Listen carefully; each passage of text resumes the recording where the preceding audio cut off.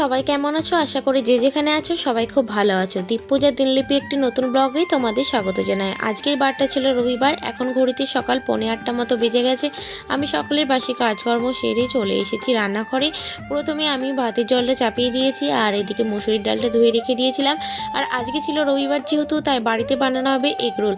এদিকে এগরোল বানানোর জন্য আমি ময়দাতে লবণ চিনি দিয়ে আর তেল দিয়ে ভালোভাবে ময়াম দিয়ে নিচ্ছি। আর মুট করে তোমাদের দেখাচ্ছি, তার কারণ ময়দাটা ভালোভাবে ময়াম দেওয়া হয়েছে কিনা তার জন্য মুট করে দেখাচ্ছি। মুট করলে যদি মুটে ভালোভাবে ময়দাটা হয়ে যায় তাহলে জানা যাবে যে আমাদের ময়ামটা দেওয়া হয়ে গেছে। আর এদিকে এগরোলের জন্য আমি ডিম ফাটিয়ে এর মধ্যে পেঁয়াজ দিয়ে নিয়েছি, ভালোভাবে ঘুটে নিলাম। আর এইদিকে আমি স্যালাড তো কেটে রেখেই দিয়েছি। আর চাটুর মধ্যে অল্প করে তেল দিয়ে ডিমটাকে প্রথমে হালকা একটু ভেজে নিয়ে তার উপর আমি এক একটা করে রুটি দিয়ে দেবো। ছিল রবিবার, তাই বাড়িতে এগরোল বানানো হচ্ছে, কারণ অন্যান্য দিন অফিসে এতটাই তাড়া থাকে যে এইসব খাবারগুলো বানানো হয়ে ওঠে না ছুটির দিন ছাড়া। ছুটির দিন থাকলে হাতে অনেকটা সময় পাওয়া যায়, আর সেই সময় পাওয়া যায় বলে এই এগরোল বানানো হয়। না হলে তো অন্যান্য খাবার করতে গিয়ে এই খাবারগুলো বানানো হয়ে ওঠে না। আর বাড়িতে সত্যি বলতে সবাই থাকে না, তো সেই জন্য আর বানানো হয়ে ওঠে না।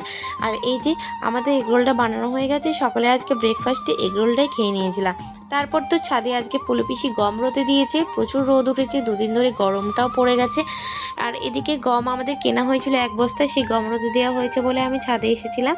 আর এই গম থেকে আমাদের বেশিরভাগ না দোকানের ময়দা কেনার থেকে বাড়িতে গম কিনে, সেই গম কিনে রোদে দিয়ে সেটা ধুয়ে ভালোভাবে তারপর মেশিনে ভাঙাতে দেয়। সেই ময়দারই আমরা রুটি খাই বেশিরভাগ। আর এদিকে দেখো আচার দেওয়া হয়েছে, কুলের আচার। কুলের আচারটা আমার খেতে ভীষণ ভালো লাগে, তাই এদিকে কুলের আচার দেওয়া হয়েছে। আর আমাদের আচারটা এবার এতটা সুন্দর হয়েছে না, খুব সুন্দর হয়েছে, কারণ রোদটা খুব ভালোভাবে উঠেছে আর রোদে ভালো শুকিয়েও গেছে কুলগুলো। তোমাদের আর একটা জিনিস দেখায়, আমাদের এখানটায় কুমড়ো গাছ হয়েছে। কুমড়োর যে বীজগুলো হয় সেই বীজগুলো মাটির সাথে পুঁতে দেওয়া হয়েছিল তার জন্য। আর এদিকে দেখো আমার মেয়ের পার্সেল চলে এসেছে। এখানটায় আমি অর্ডার দিয়েছিলাম মেয়ের জন্য লিটলসের উইপস অর্ডার করেছিলাম। আমার মেয়ের এই উইপসটা সব থেকে বেশি শ্যুট করে, সেই জন্য আমি এই উইপসটাই ব্যবহার করি। প্রথমে কিন্তু আমি ওর জন্য উইপস ব্যবহার করতাম না, ও যখন 1 বছর পার হয়ে গেল তারপর আমি একটু ট্রাই করে দেখলাম যে ওর শ্যুট হয় কিনা।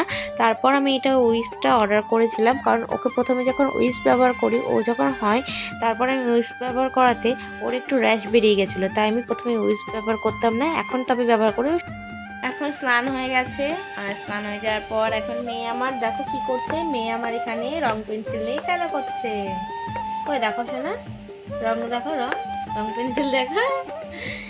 তো এখন রং পেন্সিল নিয়ে খেলা করছে, আর আমি ওর সাথে বসে আছি। আর একটু আগে অনেক দুষ্টু করলো, এদিক ওদিক ঘোরাঘুরি।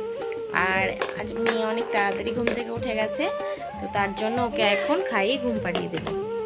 এখন আমি মেয়েকে খাইয়ে দেবো। আর আমাদের এদিকে দেখো মানে ফাল্গুন মাসের মাঝামাঝি টাইম থেকে পাতা ঝরতে শুরু করে, মানে ওয়েদারটা এমনই হয় যে পাতা ঝরে। আর আমাদের এদিকে প্রচুর গাছ আছে, তার জন্য পাতা ঝরে। দেখো দিকে দেখো গাছ আছে, চারিদিকে পাতা পড়ে থাকে, সারাক্ষণ পাতা পড়ে, যতই পরিষ্কার করা হোক, ঝাড় দেওয়া হোক, পাতা পড়বে। এখন অবশ্য পাতা পড়ার সিজন দিয়েছে। মেয়েকে খাইয়ে ঘুম পাড়িয়ে দেওয়ার পর আমরা সবাই মিলে খেতে বসি। আর কাকিমা আজকে দেশি চিকেন করেছিল, সেটা দিয়েছিল, আর সেটা দিয়েই ভাত খেয়েছিলাম আমি। তো সেটা খাওয়ার পর একটু ঘুমিয়ে পড়েছিলাম। তারপর সন্ধ্যাবেলায় বরমশাই ফুচকা নিয়ে এসেছিলো আজকে। আর ফুচকা দেখে কি লোভ সামলানো যায় বলো, তাই ফুচকা খাচ্ছিলাম। আর ফুচকাতে আমি টক জল খুব একটা খাই না, তবে আজকে খেতে ইচ্ছে করছিল, তাই আমি এখানে টক জলটা খাচ্ছিলাম। আর তারপর রাত্রে আজকে হয়েছিল পরোটা, সুজি, আর হয়েছিল কাবলি ছোলার ঘুগনি। তো সেটা নিয়েই রাত্রে খাবার খাই। তো ভিডিওটা কেমন লাগলো অবশ্যই জানিও, আর ভালো লাগলে আমার চ্যানেলটা সাবস্ক্রাইব করো। সবাই ভালো থেকো, সুস্থ থেকো, টাটা।